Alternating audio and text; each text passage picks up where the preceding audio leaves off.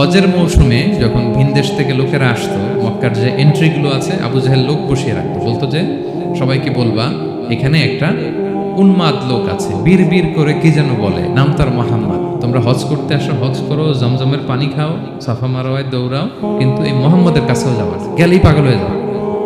মানুষের একটা অভ্যাস আছে, আল ইনসানু হারিসুন আলা মা মুনিয়া, মানুষের যেটা করতে না বলা হয় বেশি, মানুষ এটা করে বেশি।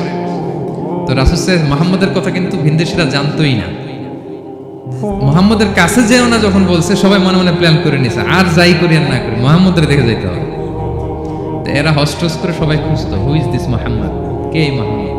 রাসূল সাল্লাল্লাহু আলাইহি ওয়াসাল্লামের কাছে আসতো। রাসূল সাল্লাল্লাহু আলাইহি ওয়াসাল্লামের তেলাওয়াত তো অনেক দূরে, চেহারা দেখে অনেকে কালিমা পড়ে মুসলমান হয়ে যেত।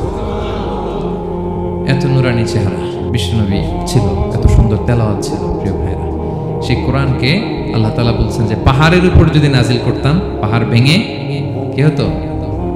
চুরমার হয়ে যেত। পাহাড়ের উপর নাজিল না করে কার উপর নাজিল করছে? আমাদের উপর নাজিল করছে। আমাদের হিউজ রেসপন্সিবিলিটি, এই কোরআনকে আমাদের বুঝতে হবে, জানতে হবে।